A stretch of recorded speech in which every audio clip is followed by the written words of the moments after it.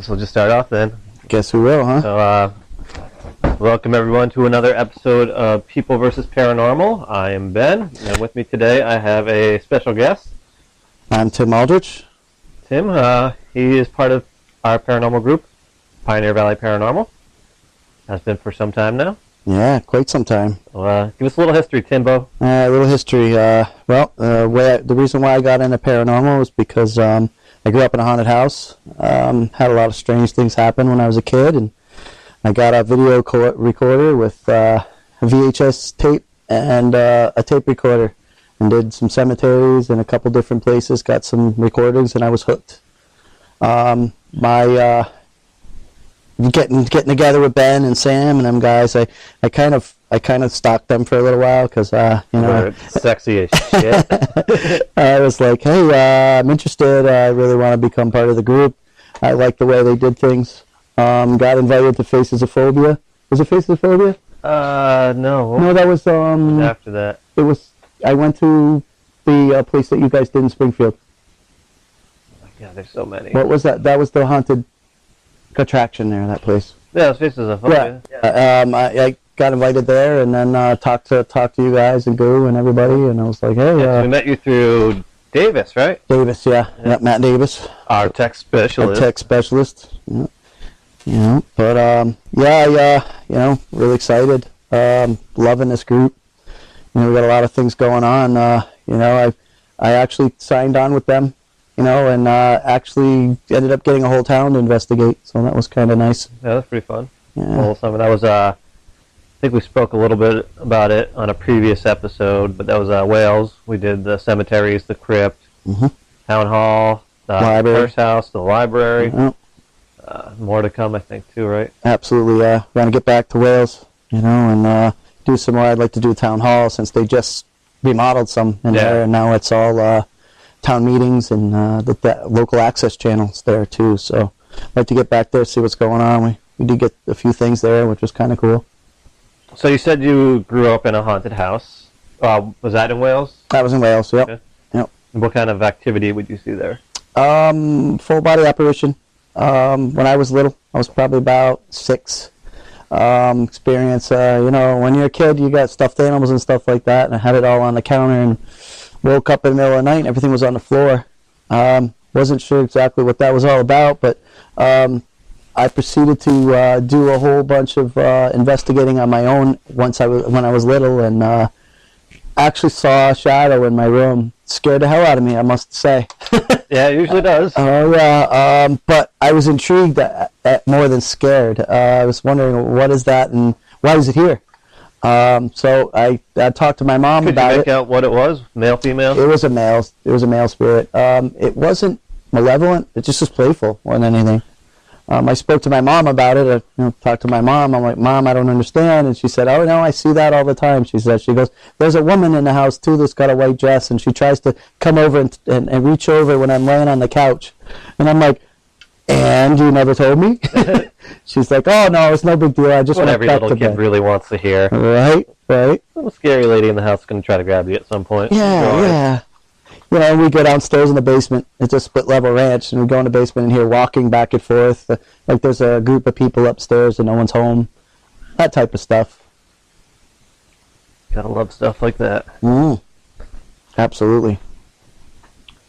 So, I guess we can talk about the investigation we just recently did. Now that it's done, we've gone over evidence.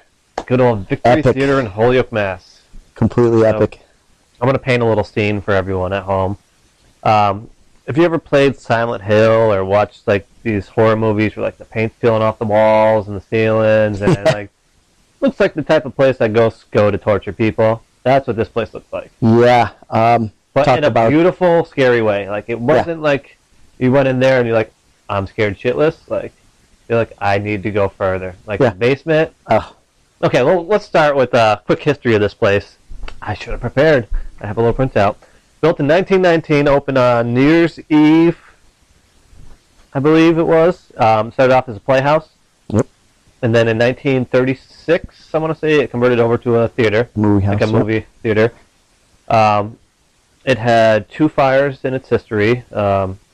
Basement. The second one, I forget the first one. I think like 40s or 50s. 1986 was the second one. The first fire took out 900 seats, which they never put back in. Nope. So it went from, what was it, 2,600? 2,600, yep. Seats down to 1,700 now that it has. And last movie shown was Every Which Way But Loose. So 1979, I believe they shut down. Right turn, Clyde. Yeah. So yeah, this place sat untouched for almost 40 years. Yeah, and untouched, we say that just straight forward and to the point, because when we walked in there was so much dust. Yep. Cool thing, though, is there's an organization known as MIFA, which is, I don't even remember what it is, Massachusetts Institute for Fine Arts or something like that. Something like that. They're a great organization. They bought this building, and they've been raising money to restore it. It's going to cost them $24 million, and they have, I believe, 19 million right now. So their goal is by the end of this year or next year to start remodeling. Like fixing it up, bringing it back. Because there's sections where like the roof's missing. Yeah. Yeah, unfortunately the roof had collapsed, and it had let some of the weather in, the snow, and there was ice and stuff like that. So, that's probably the priority. Just get the roof fixed first, and then start working on the inside.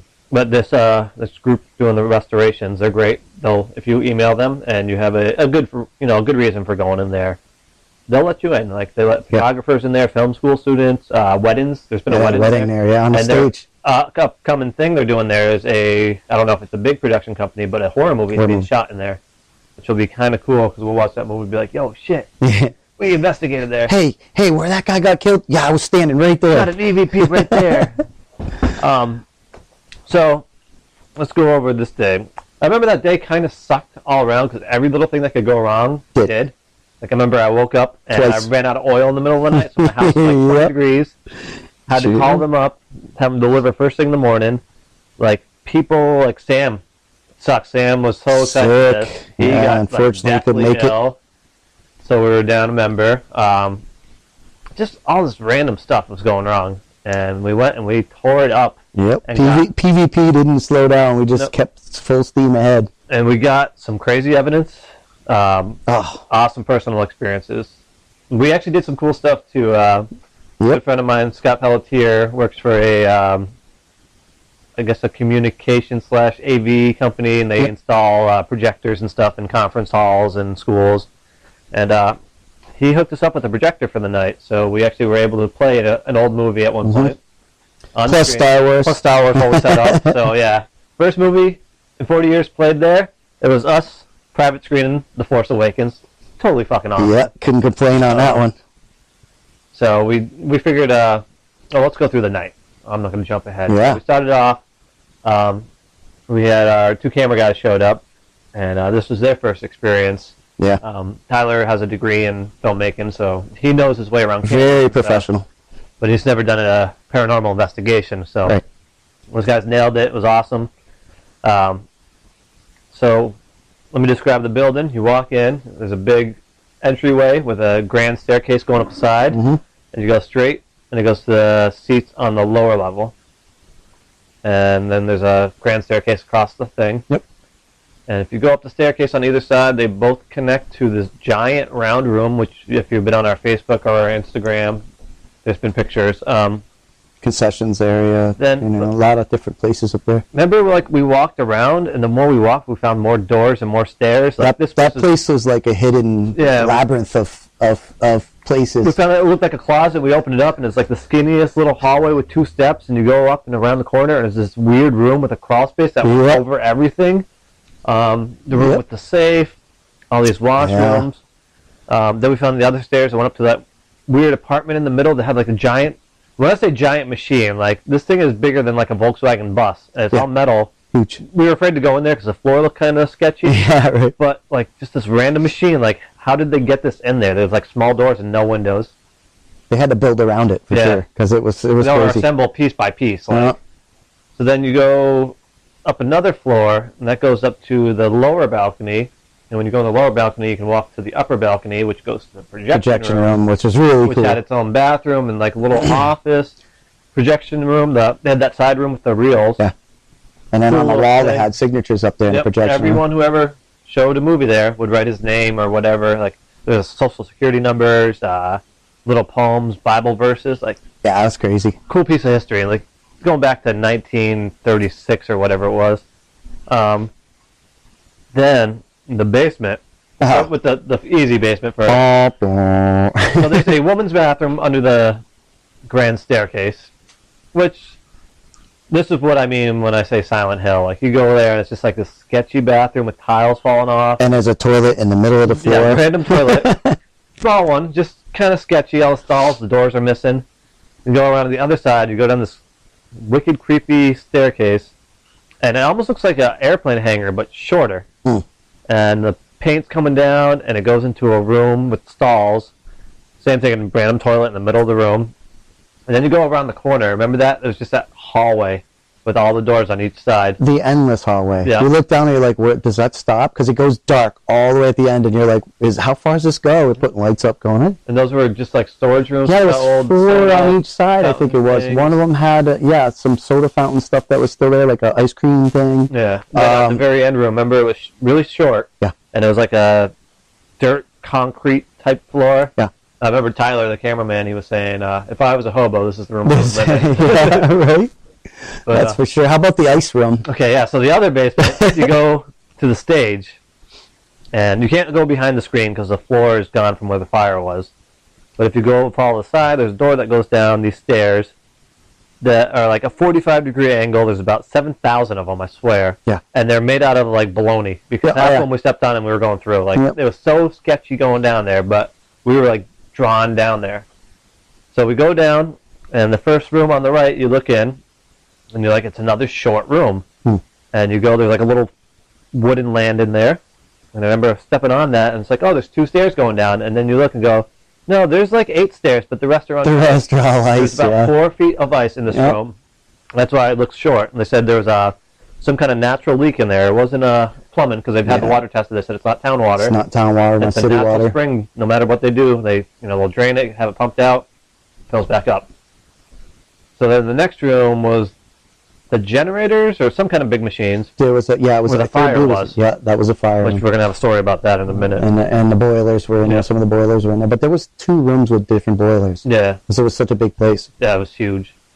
Then you go down another hallway, and had I want to say like 3 rooms on each side, and those were the dressing rooms for the stars. Yeah, that's the hallway that cuts off to the right. Yeah.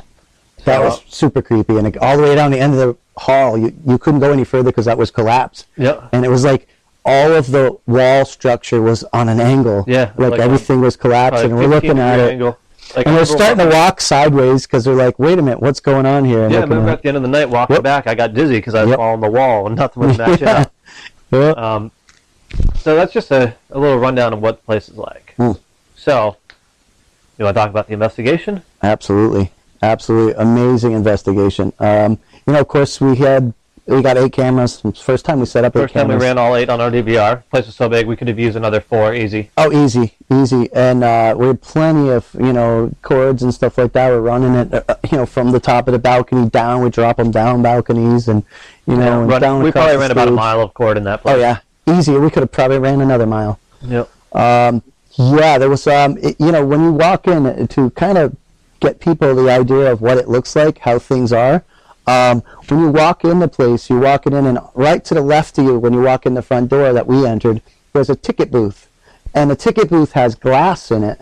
And, there's a little square where, the ticket guy used to sell tickets and stuff like that. And you walk past that, and you go through another, opening, and there's a grand staircase on the right-hand side where we set up our cameras. And, we're thinking about, I was hoping there was going to be a full-body apparition. I was hoping something was going to come down the stairs. You never know. I mean, we didn't really get any kind of history of it being haunted or anything like that. It was one of those, hey, this place is really cool and creepy. Let's do it. We walked in. We had a home base. There's no water in there running, and there was no heat. So it was a pretty cold day. It was like 27 degrees inside there. We were in parkas, kind of like. It was pretty cold. But once we started moving and the energy started going, we were pretty warm. When we set up all our cameras, we got our cameras and we went online. We had all our cameras set up, and at home base, we're looking at the cameras, and we had gotten there early. What time do we start setting up? We got there for noon. We set up about 2 or 3. Because we weren't sure if we were going to get, a night investigation, or we didn't care at that time because it was dark in there anyways. Yeah. But we got permission afterwards to do a longer investigation. But as we set up our cameras, we're running our DVR system, and the movie's on the big screen. And my son Kyle, who's a guy who works home base and watches our cameras and stuff, he happened to notice something in the back hall walking forward. Yep. I thought it was a big raccoon. I mean, I was like, "There's a raccoon in the basement." To go figure. We actually checked that later on and found out it was a big cat. And now when I say a big cat, it had a girth like a giant raccoon. Yep, it was a beast. It was eating well because there was no mice in that building. Yep. We were finding plenty of bones everywhere. Oh, man, I'll tell you. But there's one section when you walk in, they had, when they were cleaning up and sweeping up and trying to get things ready for renovation, they found a bunch of original stuff that was on the counter. Yep. Old candy wrappers from the 30s and stuff like that. It was neat. It was a really... Full top beer cans. Oh, yeah. Right, Schlitz. Yep. Is it Schlitz? Schlitz. Yeah, one unopened Schlitz beer. Wasn't going to take a chance, But it was phenomenal. The vibe in there was really like... some places, if this place had a lot of history of bad, malevolent stuff, we might have been a little bit nervous, but it was more of a joyous investigation. Positive energy. We figured, hey, you know what? We're going to interact with people who have been here in these theaters, people who work there, actors, actresses. We're game with everything. But you want to tell them about the costume? We'll get to that part in a minute. Let's talk about We'll walk through the night, if you will. Right. So we started off. We split up. Mm-hmm. I went up to the projection booth. I was in the basement. Thermal imaging camera. Mm-hmm. We got lost a couple times. It was pitch black. Oh, yeah. Like walking inside, it's like dangerously dark. But we're tough, That's what we're all about. We can handle it. So nothing really up there. I don't think where we went after that. Like we walked around the round room a little bit, which is weird because the acoustics in that room are amazing. Crazy. And when you walk, you can hear echoes. Mm-hmm. And everyone knows the sound of an echo, like it mimics your footprints, Mm-hmm. But later on in the night, that room, we actually got a point where, like, me and Tyler were walking, and then we heard a third set of footprints that were not our echoes, which is kind of weird. Which, we'll get into that later because there's stuff there, too. Yeah. But then, at this time, you and Presby were... in the basement. In the bathrooms. Yeah, we went downstairs. I'll explain to you about the bathrooms down there. This bathroom was a woman's dressing room, and it had a huge mirror on the wall. And when I tell you huge mirror, this mirror had to be 10 feet wide. It was in probably 6 feet tall. It was huge. I believe it was where the ladies had dressed and, put their makeup on before they went on stage. And off of that, there's a bathroom. And same thing, crazy bathroom, toilet in the middle of the floor, that's not supposed to be there. But there was just a layer of dust. And it was like no one had gone down there. We walked in, we did some EVPs down there, got some sounds in the back that we really could make out without looking into our evidence and going through review and downloading stuff. But it was not real creepy. That's the thing. I didn't get a creepy effect. I really got kind of like an excited, like I'm hoping I could, get it to communicate with somebody. Excited. Yeah, hello. Lance told me. Yeah, right. Hey, hold on, I'm walking funny. Yeah, no, I just had surgery. So Had a boner. So yeah, it was exciting. It was the energy in there was through the roof as far as like the energy. I felt static. It felt like you were in a building full of people when you were there, which is crazy. Like if you go to like a sporting event or a movie or like anything, where it's just everyone's smiling, laughing, having a good time. It's keeping to themselves, but that's the feeling. And there was 5 of us there. Yeah, and it was crazy because many a times I'd be walking in that round room that echoed, and I it would almost like you'd get a vision like how it was back in the 30s and 40s and 50s. Yep. And how it was set up. And I mean it was an amazing investigation. You know what really got me though? One of the things that really got me was when I was in the basement downstairs and we were in the boiler room. We were using the spirit box. Yeah. Okay. I think that's because then we met up downstairs. So we met up and went down to this. Well, I remember me and Tyler went down to the men's room in the basement at one point, which that long creepy hallway. Again, nothing really there. Like we hung up for a little while. Yeah.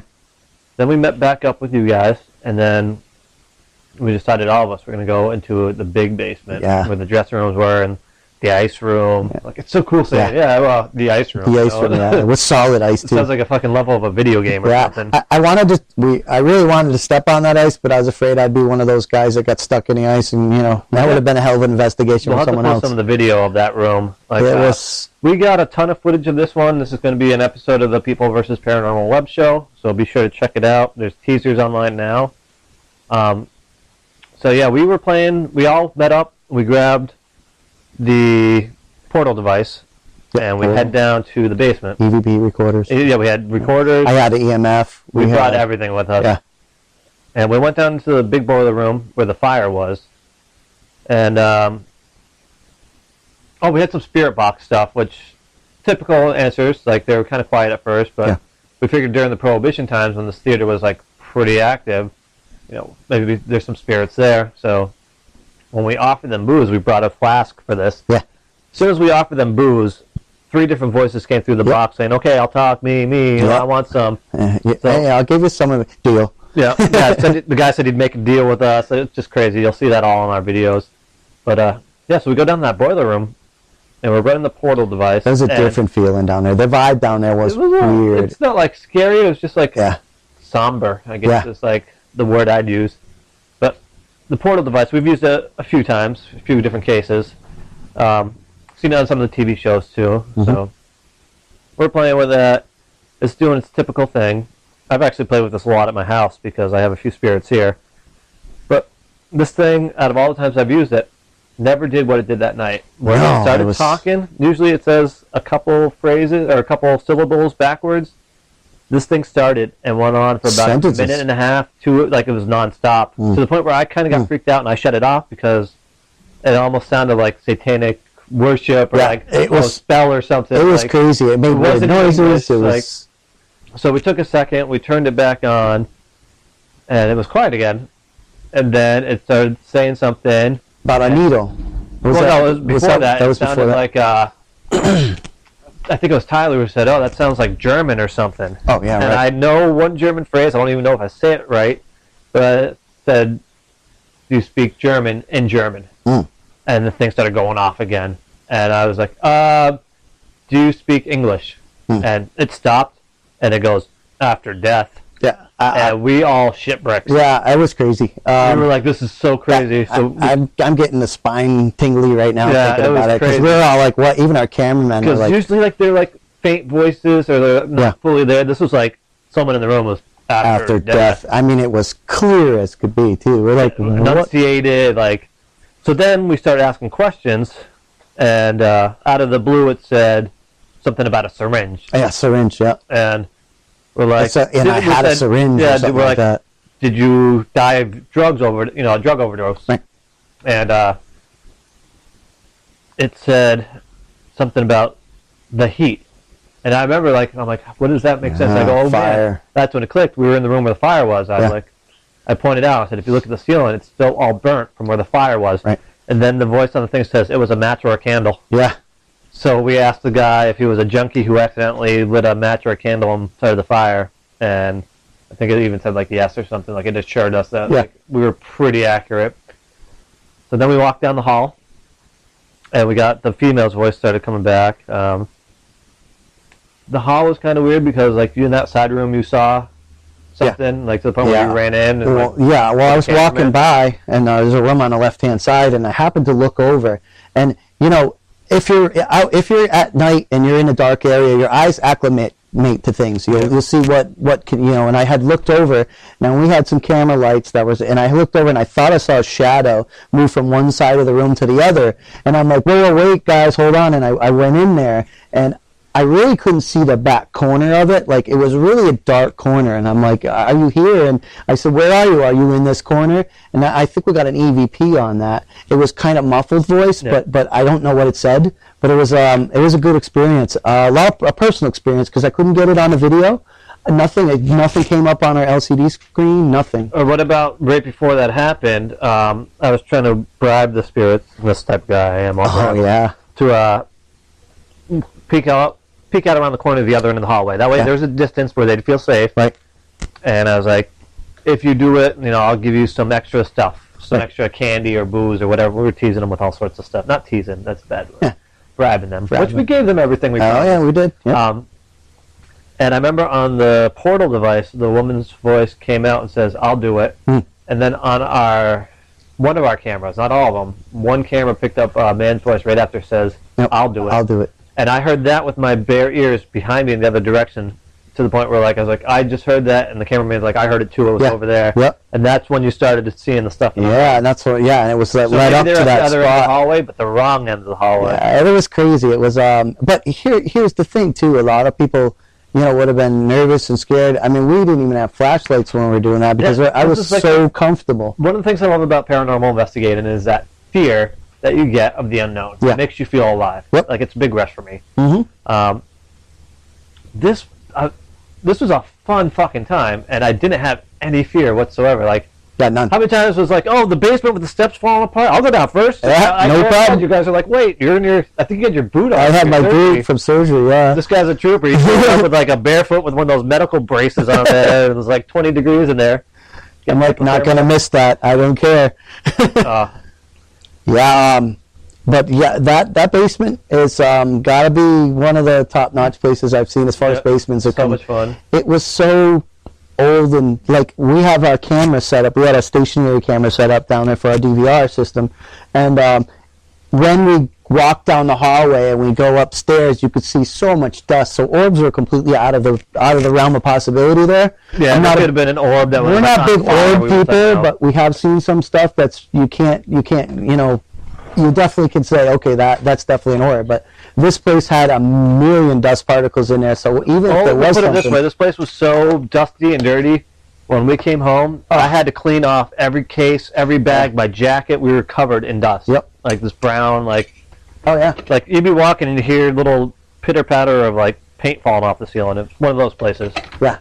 Yep. It was funny because, going back... one of the ladies that had the woman that was in charge of it had brought us in, and she said, "Oh, we have hard hats if you want to wear a hard hat." And we're like, "Uh-oh." Yeah. What do you mean? She's like, "Well, there is some stuff that's falling," and so it was one of those experiences. But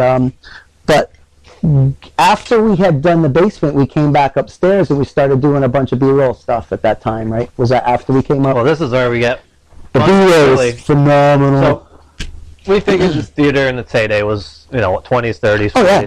Everybody dressed up. Like you were saying, we wanted to kind of relive that energy to try to entice spirits to come out more. Right. So like I said, we had the projector. We got a movie from 1936, I believe. 36 or 37. It's a Buster Keaton movie called Stolen Jewels. It's great. It's a black and white movie, Laurel and Hardy. Yep. About 18 minutes long, so it wasn't too long. And we decided what we would do is dress up in the 1920s or 30s attire, get some popcorn with popcorn containers, sneak in some booze, and try to use that to get some activity. And we used the ticket booth for that, for another prop. So I was in charge of costumes. You were. I kind of created this whole scenario, so I kind of just did this stuff and told the team when we were there. So I wore a nice black pinstripe 1920s suit with a fedora. I had my quite dapper, I must say. I was sexy as fuck. Then had the movie. So you got the proper gentleman there to watch a movie, but who's going to keep the rowdiness down? That would be Tim the usher. That's right. Had to be an usher. So made Tim an usher outfit. Yeah, bellhop outfit. It was it was pretty funny. What we did is I just pretty much role played. I was a patron at the movie theater. Yep. And you walked around with a flashlight, pretending you were keeping stuff in check. I'm walking, tickets. Let me see your tickets. It was so much fun. I mean, just and I gotta tell you, that whole experience, I felt like I was there. I was literally like, you almost get the point where you're seeing people in the seats and you are reaching over and checking tickets, or people come up and say, "Oh, sir, can you tell me where the bathroom is?" It was just crazy. It was like almost like an out of body experience. I mean, honestly. I felt that because it was like we were really there. And the thing is, the activity kicked up then, too, which was pretty cool. Because we started off on the upper balcony and the lower balcony.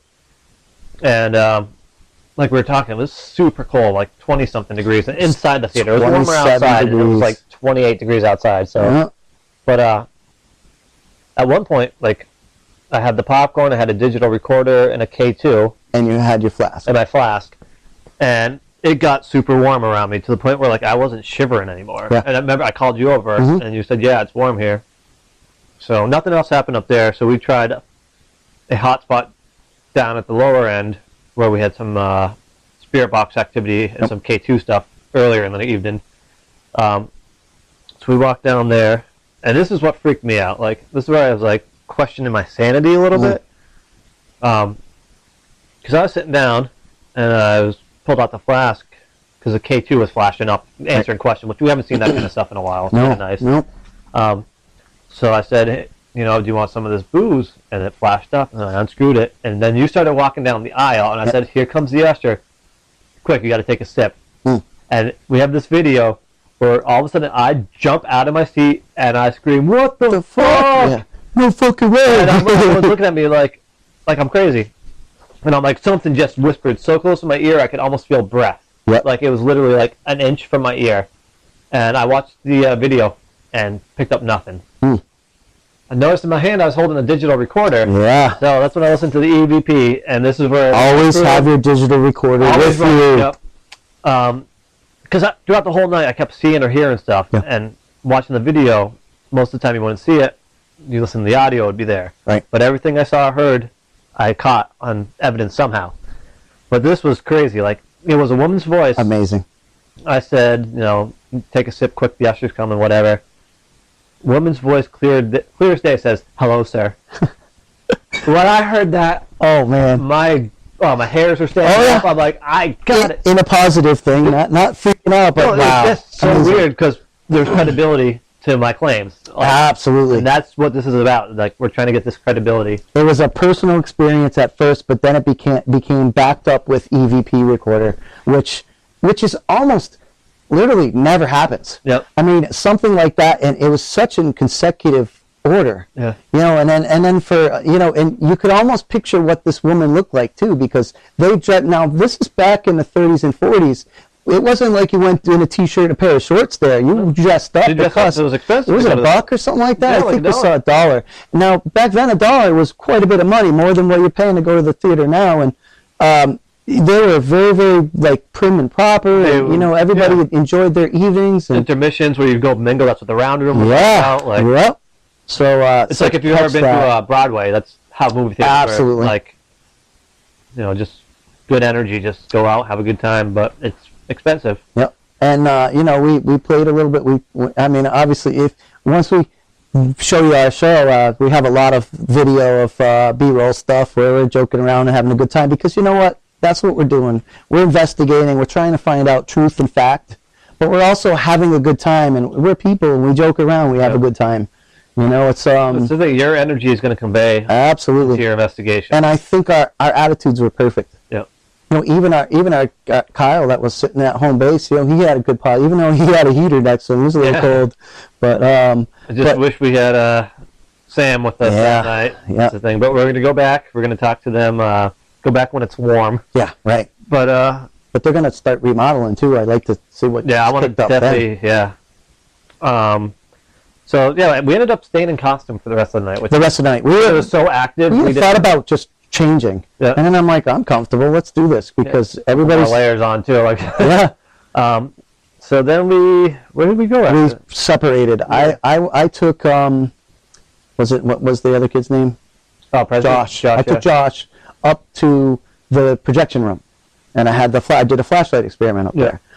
We had stopped on the way up just before the steps to the projection room, because there was like 4 or 5 steps then to the projection room. Yeah. And I said, well, let's try this. And I believe it was one of the ladies said that someone thinks it was a little girl or something like that. I like to giggle. Yeah. So I put the flashlight, you know, down, and you know, I set up the mag light down, and you know. Now, mind you, I've done this a couple different times, and you know, didn't get any experiences. Well, I set it down on the stairs, and I started to ask questions like, hey, if you're a male spirit, can you turn the flashlight on? Well, it didn't turn on. And then I asked if there was a female spirit, and it turned on right away. And I'm like, oh, okay. I says, okay, can you shut it off again?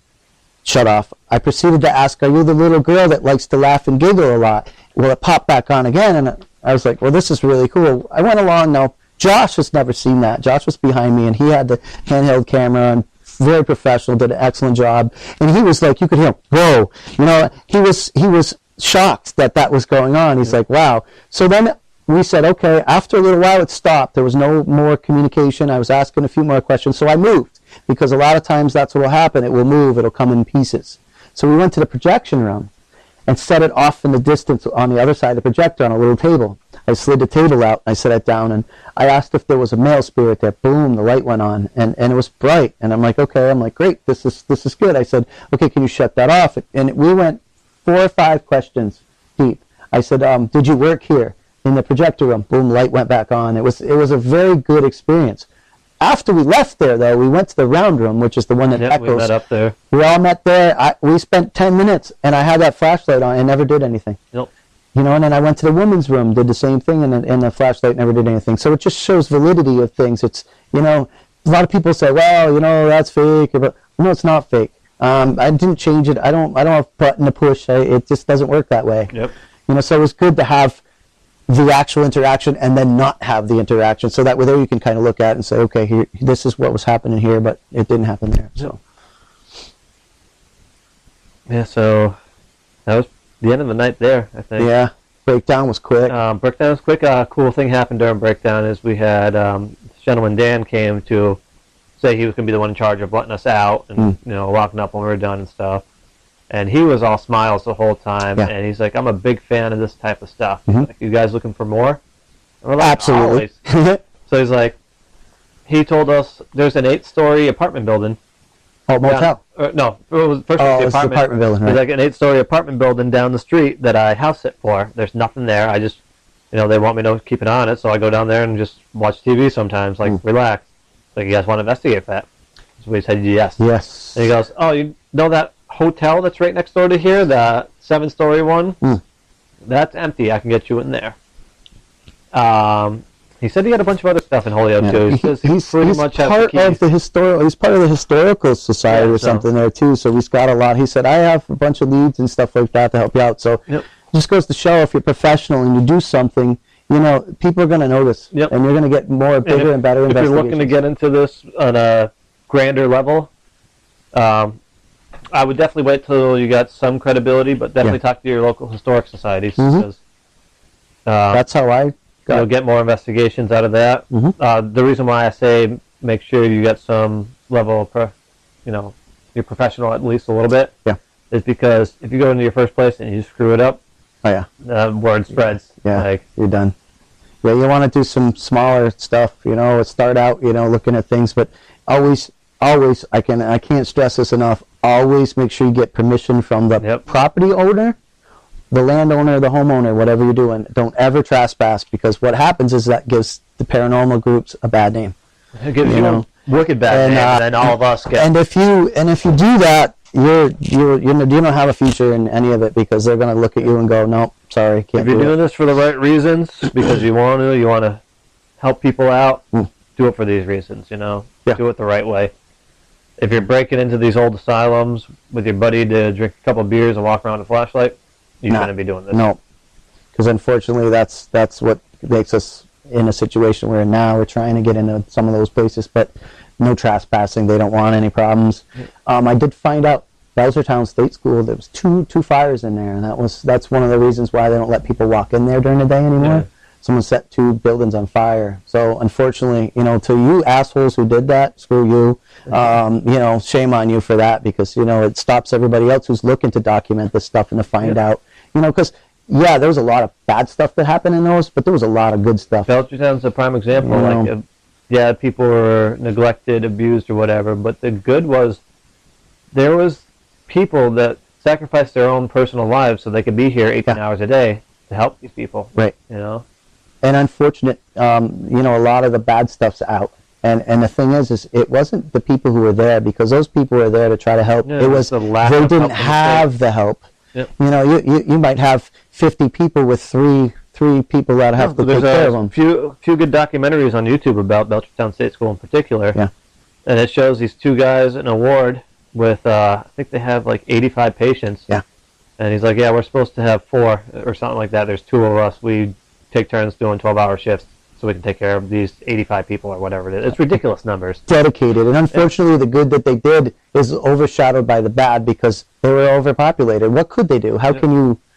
Yeah, like the cool thing, Belchertown State School was its own little town. Like it had like a Ferris or merry-go-round. It was self-sufficient. It had stores, schools, a movie house. Like you could go there and just, they were trying to give these people a life. They did, similar to Munson. They had to farm. Yep. The farm. They grew their own vegetables. The people directly involved tried their best. There was lack of funding from the state, and the state was like, no.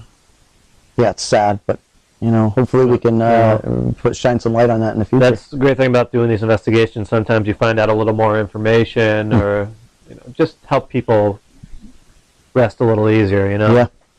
Like my mother and aunt and uncle worked at Belchertown. And my mom was 18, I think, when she worked there. And my aunt and uncle, they were there a long time. My uncle actually had to quit because he actually had his back broken. Yeah. My mom hurt her back at Munson. Yeah. Munson State. A client, I guess, was happy to see him, gave him a hug and squeezed too hard and just snapped his back. Right. So, he's fine now. He once in a while has to wear his back brace, but, he doesn't blame anyone. No. The guy was happy to see him, Yeah. That's a great thing right there. A lot of those people had no one. No. I mean, I remember hearing a story from my mom. There was a patient there that they were... he was one of the more difficult patients because he was a big guy. He was over 200 pounds. And he was hard to control sometimes. And he had such a childlike personality because he really was at that mental state. And she said she'd have great conversations with him. And, and it felt like she'd go home in the afternoon and feel like she had a breakthrough that day with him. But there was times where he was volatile and he got under a table and picked up a table and threw it. Yeah. But she said she always used to come home and tell stories about some of the patients some of the other patients that were there that she was able to spend time with and talk to, and and that little bit went a long way with them because they didn't have a lot of that interaction. Yeah. A lot of them were in locked in rooms and stuff like that. So, but kidding, we got off on a tangent. Yeah, that's okay. Let's go back to Victory. Let's go back to Victory. So, investigation was done. It was great. Flawlessly, no problems, hiccups, nothing. Well, excellent. Beforehand, as soon as we got there, the spirits were with us. It was smooth. Just goes to show, can't give up, never surrender. Right. We're finishing up. We've gone through the 6 hours of handheld footage and all the audio. Now we have 48 hours of DVR footage to watch. Yeah. That's kind of the crappy part of the job, guys. Honestly, can be the review. And you have to do it. Yeah. I've done, I did 8 cameras at 6 hours a piece because when you're watching it. It's easy. It's got to get done. It's easy. It's boring, but that's the work that's involved. Yep. If you're going to document something, you're going to want to catch something, you have to look at all your review. Yep. We've almost made that mistake. Yeah, we almost missed the full body apparition and the blanket. Yeah, so you never know. You have to spend the time. And the thing is as a team, you have to all commit time. Yep. It basically falls on the people who do the investigation, the team members that are there. It's like that's important. It's great to listen to EVPs and stuff like that, and but go through it. That's not my thing. I'm not great at the EVPs. Sometimes I shift off or whatever. But as far as the video review, I can sit and watch it. It is boring. You might want to get a couple drinks and have some popcorn and maybe a snack because it's going to be a long thing, but. You have to do it. It's that's part of the thing, and plus it's respectful to the client too. If you go through complete evidence and find something, you could get something at the beginning that's totally a scary voice and say, "Oh yeah, this is what we caught." But at the end, you might get something that voice is something knowledgeable that's going to tell you some key things about the history. Yep. So you never know. So we got this review, but it was hold on, this is funny. But getting to, it was Holyoke. We were in Holyoke. It wasn't a great neighborhood, but taking our stuff out in the nighttime and putting it in the back of the truck, covered it up. It was kind of an interesting time. Yeah, we definitely were kind of sketched out a few times. Yeah, and it's there wasn't too bad. There was some people hanging around checking us out, trying to figure out what we're all about. But we were like, we're about leaving. Well, this is how sketchy this neighborhood was. The theater had no working bathrooms, so we had to use McDonald's bathroom. Oh, yeah. McDonald's bathroom, you have to buy something because they have to buzz you into the bathroom. Yeah. So it is like kind of like prison style. Yep. You gotta pee, you gotta buy something. Yeah, right. You know, I walked to, can I use your bathroom? You gonna buy something? Yep. Yeah, so unfortunately, I was like, oh, I'll buy a coffee. It's $1. You drink your coffee, you're like, shit, I gotta pee again. Yeah, right. So you cycle. Like, I even tried dropping a couple hints. So like, oh, you guys 24 hours? You know, we're filming right down the road, and we don't have a bathroom there. Mm-hmm. The guy be like, oh, yeah, come in whenever. Like, yeah, if you need to buy something, you can use it. Yeah. I was like, fuck. Yeah. So, that was kind of the drawback. But you know what? You adapt to whatever's available. Yep. Mm-hmm.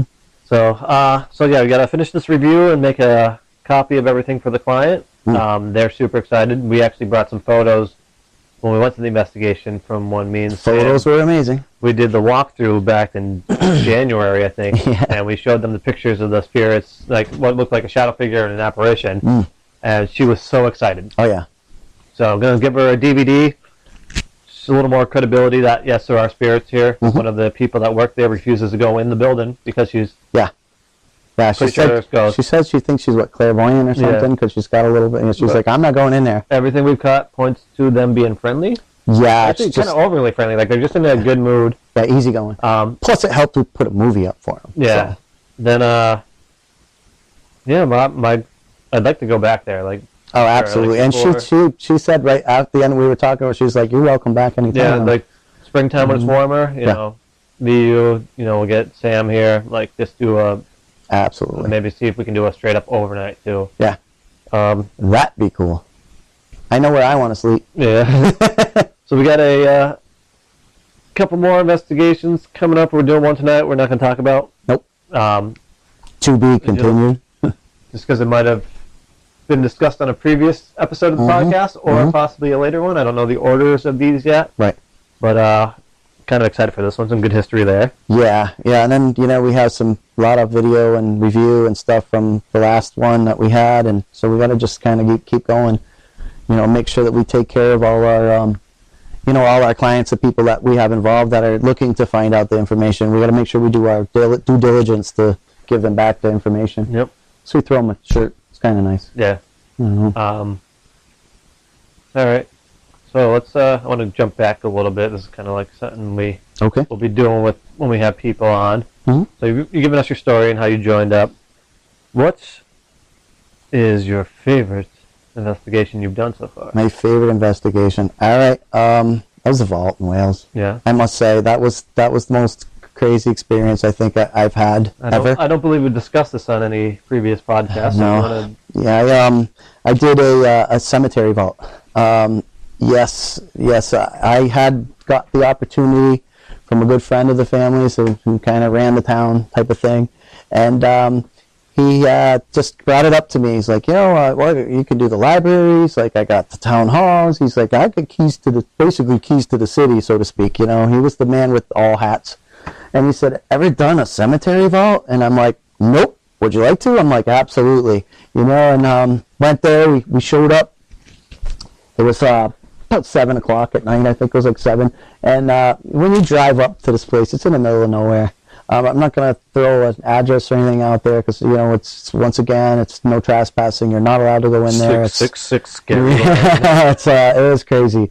He had the big skeleton key. Remember the key? He unlocked it. Like, when he pulled those out, I'm like, nah, dude, that's not real. Like, we being punked? Like, yeah, it's like a movie. It was a big ring, and it had giant keys on it. I'm going, okay, this is kind of crazy. Warden, let me out of my cell today. I'll be in the dungeon. He turned that key, and it made a loud clicking noise, and he pulled that vault. Now, mind you, this is a vault. It's thick. It's a concrete. I expected bats to fly out of it. Oh, yeah. A skeleton to drop from the ceiling. Oh, yeah. I expected any type of zombie to come out of there and crawl at us. So we opened the vault, and I took my flashlight and looked in and went, whoa. And a cemetery vault has those carts where they take the caskets and put them in there. In the wintertime, they're put in there for storage because they cannot dig in the ground in the winter. Yeah. So what happens, once the ground ice thaws, they're able to dig and bury. So I had 2 cemetery vaults there and a slab in there. So, we set up our IR camera, and Sam doesn't like spiders. He's not into spiders at all. The guy will ghost hunt no matter how scary it is, but When it comes to spiders, it's all no go. So there was some cobwebs up there, and I said, hey, Sam, you got to check this out. And he goes, I'm not going in there. And it wasn't because he was scared of that. Scary looking dude. I'm like, if you've seen this guy, he's got tattoos, and he looks pretty rough and tumble. But when it comes to spiders, it's not a good thing for him. So I go in there, me and Matt Davis, I'm like, listen, we got to shut this vault door. He's like, what are you doing? I'm like, we're going to shut the vault door. Let's do some EVP stuff. So I had walked in there. Now, when you walk into this vault, it's just a tomb. It's like underground. You walk in, and I walked into the back of the area, and I got an electrical sensation that went through the bottom of my foot and came out my shoulder. And it was so like real. So like it literally knocked the wind out of me. Remember, I had come out. I was like, I leaned over on the outside of I said, I need a minute. I went out there and I leaned over and I'm like breathing, caught my breath, and I was like, I got to get back in there. I'm like, there's something going on in there. So we went in and shut that. We set up our devices with our EMF. Our EMF detector. We had what else? There was a couple of different things. I had 2 flashlights there. There wasn't much in that one. And I think there was something else. But anyways, we put some stuff in there, and I proceeded to put the flashlight, and I was doing a flashlight experiment, which you can go to our website and see the flashlight experiment. Yep. At PioneerValleyParanormal.com. So we had set this up, and I was like, hey, let's do this flashlight experiment. Let's try this. So I proceeded to ask questions. I said, feel free to take some power off of some of the other devices. Now, some of the other devices had some lights, and I said, take some power off of the other devices and turn the flashlight on. And it was like automatic response. We were able to look and watch the lights start to dim and go out on the device, and then boom, the flashlight went on. I said, okay. I says, can you shut that back off? And it went off. I said, how many spirits are here? If there's, how many spirits are here? Can you make the flashlight go on? And how many spirits are here? And I think it flashed like 3 times, which was kind of cool. I was like, all right, that's cool. And then we kept talking. I asked if there was a male spirit there. And I went through probably, I'd say 8 minutes. I think it was 8 minutes of footage of the flashlight experiment in there. We smelled, at the end of our our investigation in there, we smelled some flowers. Now, mind you, this is when did we go? It was like November. It was November. It was before. There was really no flowers outside. There wasn't anything. The rest of the time in the summer, so it was right after. Yeah, so we were in there, and I said, guys, do you smell that? And they came over like, wow. I'm like, it smells like lilacs. Well, it's November. We all know lilacs are dead. So I looked. We debunk, man. We don't just assume. We looked around to see if there's any dead flowers or something laying around. Nothing. Well, as we were talking, it moved. So we started to walk up into the cemetery, caught that smell again. We followed it all the way up through the cemetery to a gravestone. To a grave, yep. So yeah, that was one of the coolest experiences I had. But every experience that I have is pretty cool. But that had to top it. I mean, I liked some of our last stuff we did. Our investigation of private residence in Spencer, that was awesome. Yeah. But here's the thing. Once again, we said about going through your evidence. We didn't get anything. We didn't feel anything. We didn't have any physical experiences or personal experiences there. We actually went to McDonald's. We're like, well, it's always some type of, you're always doing investigation, learning new things and new ways and set up and break down. And I said, well, let's leave it to it. They never go the same. There's no 2 identical investigations. Right. And I said, let's leave it to a practice run. At least we're able to set up and see things. Yep. And I think it was Ben on a rainy day that checked that. Yeah, called me first 5 minutes. Like 5 minutes in, I'm like, everyone over now. Yeah. So I don't even tell you guys on the phone. I'm like, you all need to get here right now. I sped here. Yep. He goes, you need to see this. I was like, okay, I'll be right there. I think I made it here in record time. I think it was Sam was the first one I showed him, and he kind of looked at it, and I watched his face, and his face didn't change at all. No. And I'm like, you don't see it? He goes, no, I saw it. That can't be fucking real. Yeah, right. And I'm like, dude, that's real. And I was expecting his eyes, he didn't believe it at first. He's like, there's no way we caught something like that. Yeah. And how about that EVP we got where he's like, guys, be careful. I'm not going back there. But be careful. Yeah. I'm like, well, we have to go back there. We have to, go and talk to them. And we got that second investigation after that with them and got nothing.